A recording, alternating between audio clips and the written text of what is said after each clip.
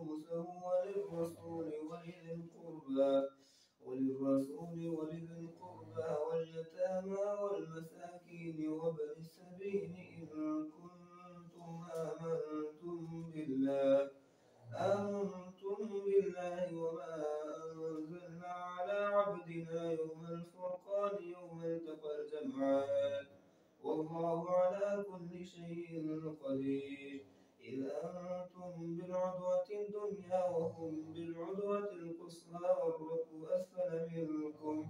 ولو تواعدتم لاختلفتم في الميعاد ولكن ليقضي الله أمرا كان مفعولا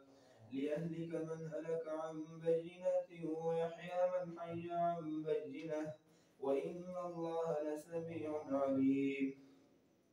إذ يريكهم الله في منامك قليلا ولو أراكهم كثيرا لفشلتم ولتنازعتم في الأمر ولكن الله سلم إنه عليم بذات الصدور وإذ يريكموهم إذ التقيتم في أعينكم قليلا ويقللكم في أعينهم ليقضي الله أمرا كان مفعولا وإلى الله ترجع الأمور يا أيها الذين آمنوا إذا لقيتم فئة فاثبتوا واذكروا الله كثيرا لعلكم تفلحون وأطيعوا الله ورسوله ولا تنازعوا فتفشلوا وتذهب ريحكم واصبروا إن الله مع الصابرين ولا تكونوا كالذين خرجوا من ديارهم بطرا ورئاء الناس ويصدون عن سبيل الله والله بما يعملون محيط وإذ زين لهم الشيطان أعمالهم وقال لا غالب لكم اليوم من الناس وإني جار لكم فلما تراءت الفئتان نكص على عقبيه وقال إني بريء منكم إني أرى ما لا ترون إني أخاف الله والله شديد العقاب إذ يقول المنافقون والذين في قلوبهم مرض غر هؤلاء دينهم ومن يتوكل على الله فإن الله عزيز حكيم ولو ترى إذ يتوفى الذين كفروا الملائكة يضربون وجوههم وأدبارهم وذوقوا عذاب الحريق ذلك بما قدمت أيديكم وأن الله ليس بظلام للعبيد كدأب آل فرعون والذين من قبلهم كفروا بآيات الله فأخذهم الله بذنوبهم إن الله قوي شديد العقاب ذلك بأن الله لم يكن مغيرا نعمة أنعمها على قوم حتى يغيروا ما بأنفسهم وأن الله سميع عليم كدأب آل فرعون والذين من قبلهم كذبوا بآيات ربهم فأهلكناهم بذنوبهم وأغرقنا آل فرعون وكل كانوا ظالمين إن شر الدواب عند الله الذين كفروا فهم لا يؤمنون الذين عاهدت منهم ثم ينقضون عهدهم في كل مرة وهم لا يتقون فإما تثقفنهم في الحرب فشرد بهم من خلفهم لعلهم يذكرون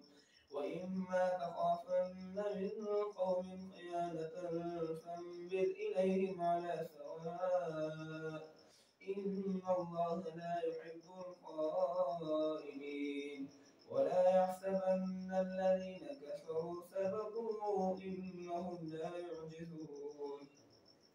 وأعدوا لهم ما استطعتم من قوة ومن رباط الخيل ترهبون به عدو الله وعدوكم وآخرين من دونهم لا تعلمونهم الله يعلم وما تنفقوا من شيء في سبيل الله يوفى إليكم وأنتم لا تظلمون وإن جنحوا للسلم فاجنح لها وتوكل على الله إنه هو السميع العليم وإن يريدوا أن يخدعوك فإن حسبك الله هو الذي أيدك بنصره وبالمؤمنين وألف بين قلوبهم لو أنفقت ما في الأرض جميعا ما ألفت بين قلوبهم ولكن الله ألف بينهم إنه عزيز حكيم يا أيها النبي حسبك الله ومن اتبعك من المؤمنين يا أيها النبي حرض المؤمنين على القتال إن يكن منكم 20 صابرون يغلبوا 200 وإن يكن منكم 100 يغلبوا 1000 من الذين كفروا بأنهم قوم لا يفقهون الآن خفف الله عنكم وعلم أن فيكم ضعفا فإن يكن منكم 100 صابرة يغلبوا 200 وإن يكن منكم 1000 يغلبوا 2000 بإذن الله والله مع الصابرين ما كان لنبي أن يكون له أسرى حتى يثخن في الأرض تريدون عرض الدنيا والله يريد الآخرة والله عزيز حكيم لولا كتاب من الله سبق لمسكم فيما أخذتم عذاب عظيم فكلوا مما غنمتم حلالا طيبا واتقوا الله إن الله غفور رحيم يا أيها النبي قل لمن في أيديكم من الأسرى إن يعلم الله في قلوبكم خيرا يؤتكم خيرا مما أخذ منكم ويغفر لكم والله غفور رحيم وإن يريدوا خيانتك فقد خانوا الله من قبل فأمكن منهم والله عليم حكيم إن الذين آمنوا وهاجروا وجاهدوا بأموالهم وأنفسهم في سبيل الله والذين آووا ونصروا أولئك بعضهم أولياء بعض والذين آمنوا ولم يهاجروا ما لكم من ولايتهم من شيء حتى يهاجروا وإن استنصروكم في الدين فعليكم النصر إلا على قوم بينكم وبينهم ميثاق والله بما تعملون بصير والذين كفروا بعضهم أولياء بعض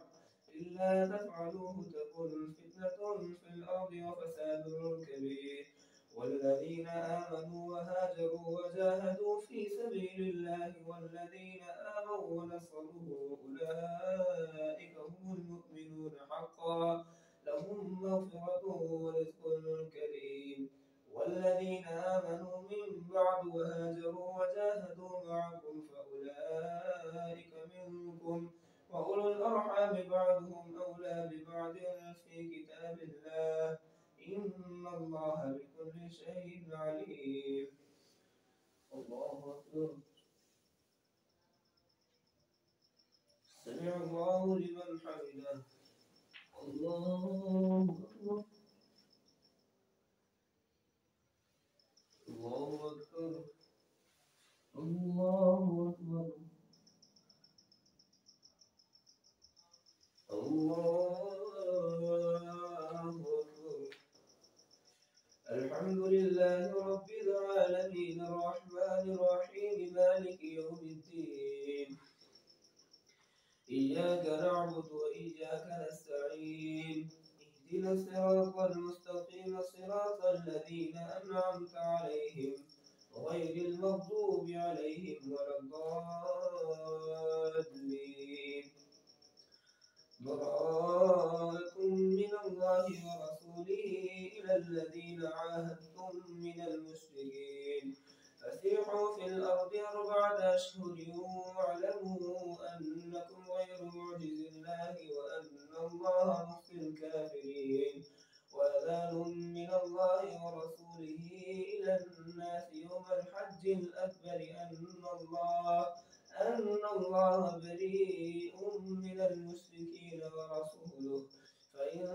صبرتم فهو خير لكم وإن توليتم فاعلموا أنكم غير معجز الله وبشر الذين كفروا بعذاب أليم إلا الذين عاهدتم من المشركين ثم لم ينقصوكم شيئا ولم يظاهروا عليكم أحدا فأتموا إليهم عهدهم إلى مدتهم إن الله يحب المتقين فإذا انسلخ الأشهر الحرم فاقتلوا المشركين حيث وجدتموهم وخذوهم واحصروهم واقعدوا لهم كل مرصد فإن تابوا وأقاموا الصلاة وآتوا الزكاة فخلوا سبيلهم إن الله غفور رحيم وإن أحد من المشركين استجارك فأجره حتى يسمع كلام الله ثم أبلغه مأمنه ذلك بأنهم قوم لا يعلمون كيف يكون للمشركين عهد عند الله وعند رسوله إلا الذين عاهدتم عند المسجد الحرام فما استقاموا لكم فاستقيموا لهم إن الله يحب المتقين كيف وإن يظهروا عليكم لا يرقبوا فيكم إلا ولا ذمة يرضونكم بأفواههم وتأبى قلوبهم وأكثرهم فاسقون اشتروا بآيات الله ثمنا قليلا فصدوا عن سبيله إنهم ساء ما كانوا يعملون لا يرقبون في مؤمن إلا ولا ذمة وأولئك هم المعتدون فإن تابوا وأقاموا الصلاة وآتوا الزكاة فإخوانكم في الدين ونفصل الآيات لقوم يعلمون وإن نكثوا أيمانهم من بعد عهدهم وطعنوا في دينكم فقاتلوا أئمة الكفر إنهم لا أيمان لهم لعلهم ينتهون ألا تقاتلون قوما نكثوا أيمانهم وهموا بإخراج الرسول وهم بدؤوكم أول مرة أتخشونهم فالله أحق أن تخشوه إن كنتم مؤمنين قاتلوهم يعذبهم الله بأيديكم ويخزهم وينصركم عليهم ويشف صدور قوم مؤمنين ويذهب غيظ قلوبهم ويتوب الله على من يشاء والله عليم حكيم أم حسبتم أن تتركوا ولما يعلم الله الذين جاهدوا منكم ولم يتخذوا من دون الله ولا رسوله ولا المؤمنين وليجة والله خبير بما تعملون ما كان للمشركين أن يعمروا مساجد الله شاهدين على أنفسهم بالكفر أولئك حبطت أعمالهم وفي النار هم خالدون إنما يعمر مساجد الله من آمن بالله واليوم الآخر وأقام الصلاة وآتى الزكاة ولم يخش إلا الله فعسى أولئك أن يكونوا من المهتدين أجعلتم سقاية الحاج وعمارة المسجد الحرام كمن آمن بالله واليوم الآخر وجاهد في سبيل الله لا يستوون عند الله والله لا يهدي القوم الظالمين الذين آمنوا وهاجروا وجاهدوا في سبيل الله بأموالهم وأنفسهم أعظم درجة عند الله وأولئك هم الفائزون يبشرهم ربهم برحمة منه ورضوان وجنات لهم فيها نعيم مقيم خالدين فيها أبدا إن الله عنده أجر عظيم يا أيها الذين آمنوا لا تتخذوا آباءكم وإخوانكم أولياء إن استحبوا الكفر على الإيمان ومن يتولهم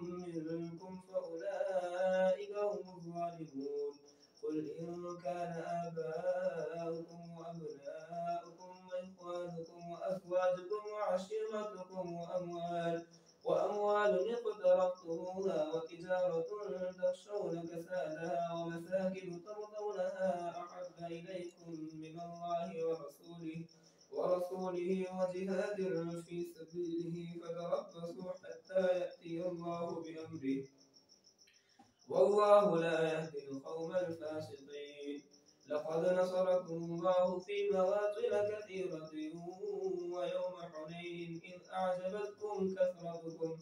كثرتكم فلم تغن عنكم شيئا وضاقت عليكم الأرض بما رحبت ثم وليتم مدبرين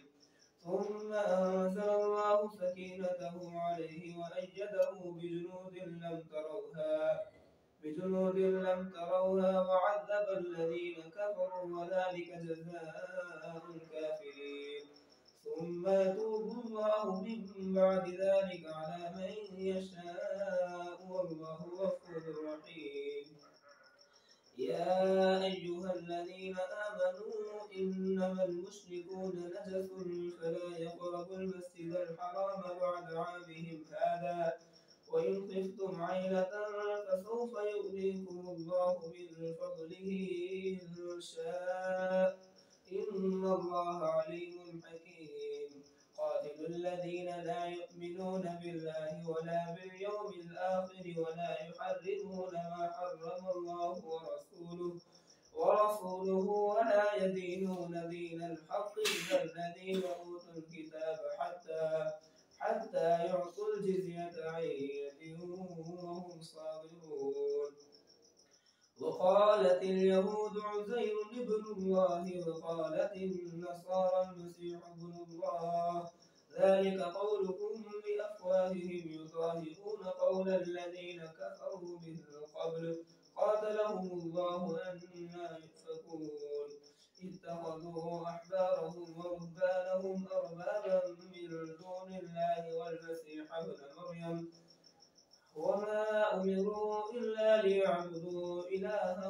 واحدا لا إله إلا هو سبحانه عما يشركون